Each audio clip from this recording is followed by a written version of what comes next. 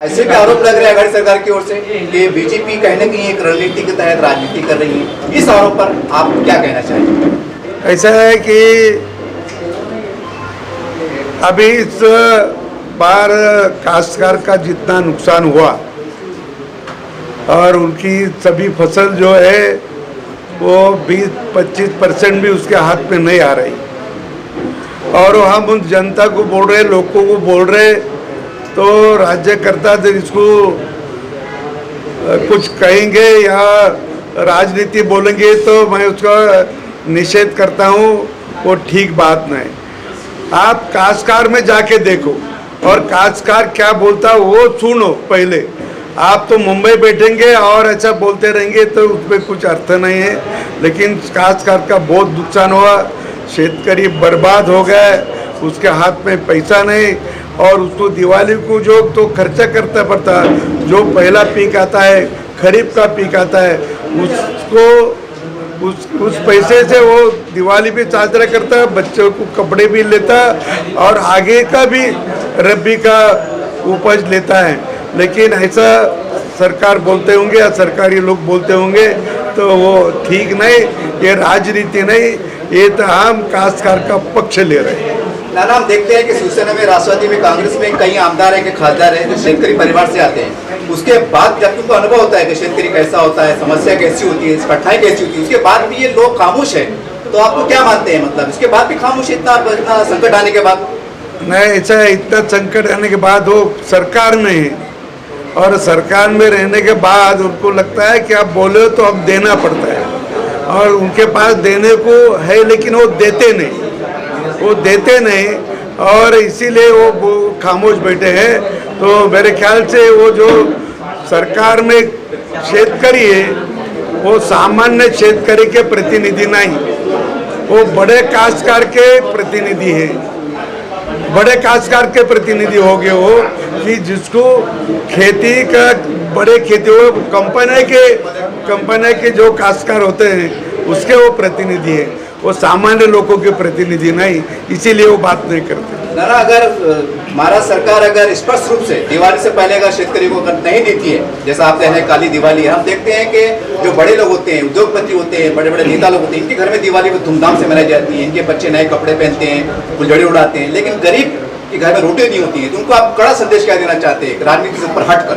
नहीं, दिवाली के पहले उन्होंने पैसा नहीं डाला काश्तकार के खाते में, तो हम उनको दिवाली मनाने में विरोध करेंगे, और जो मंत्री महाराष्ट्र के वो जहाँ दिवाली मनाएंगे वहाँ उसका निषेध करेंगे। और एक तरफ काश्तकार भूखा मर रहा है, वो दिवाली नहीं साजरी कर रहा है, आप और मजे में पटाखे उड़ा रहे, वो गोड़ दौड़ खा रहे कि हम उनको खाने नहीं देंगे। सबसे पहले तो बात यह है कि आज तक का सिस्टम रहा हुआ है, जब कैबिनेट होती है उस दिन और उसके दूसरे दिन माननीय मुख्यमंत्री महोदय सब एमएलए से मिलते हैं। मैं तो आश्चर्य देख रहा हूं, कैबिनेट होती है ना, भले ही आप ग्लास जिसको हम कांच बोलेंगे उसके अंदर से हमसे बात कीजिएगा। राज्य चलाने वाले हम 288 नुमाइंदे हैं, हमारे मार्फत पूरा स्टेट चलता है, और सीएम साहब के बगैर, उनसे मुलाकात हुए बगैर बहुत सारी बातों का हल नहीं निकलता। लेकिन 2 साल हो गए, सच में जब पैंडेमिक था, कोरोना था, तब भी वो मिल सकते थे, वीसी पे मिल सकते थे, लेकिन बिल्कुल मतलब उनको मिलना ही नहीं है, नकारना है। कैसे तो भी दिन चल रहे हैं, इतना ही वो देख रहे हैं। ये बहुत भयंकर बात है। पत्र व्यवहार करते हैं, सिर्फ पत्र मिला इतना ही आंसर आता है, पत्र का उत्तर भी नहीं आता। हमारा पत्र गलत है, सही है, या उस पर कुछ कार्रवाई हुई है, ऐसा एक भी जवाब हमें आज तक नहीं मिला। किंतु सर, अगर से शरद पवार साहब को हफ्ते में 2 दफा अगर से वक्त दिया जाता है, तो यानी सिर्फ शरद पवार साहब जी के कहने पर ही सरकार चल रही है, ऐसा आप कहना चाहोगे?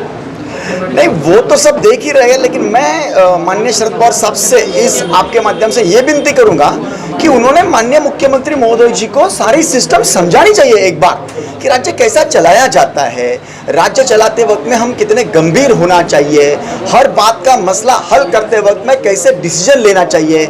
हम बात अगर हम बोलेंगे ये मेरा वचन है, यह मेरा वचन है, अरे लेकिन वचन पूर्ति की भी तो बात होनी चाहिए। उन्होंने कितने वचन दिए और कितने की पूर्तता हुई, ये भी तो देखना चाहिए। इतने गंभीर मसले राज्य में होने के बावजूद भी कभी भी उस पर वो बात करते दिखाई नहीं देते।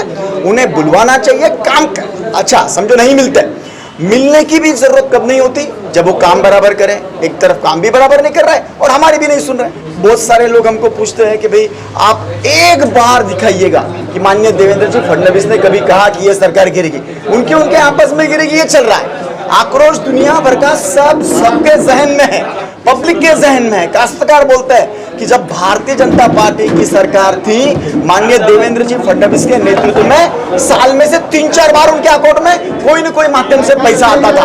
और इस बार और उस फिर भी माननीय आज के मुख्यमंत्री महोदय जो है वो उससे संतुष्ट नहीं थे, बीमा में संतुष्ट नहीं थे। ऐसा क्या हो गया कि वो खुद ही बैठे हैं सर्वोच्च पद पर, अब नहीं कर पा रहे।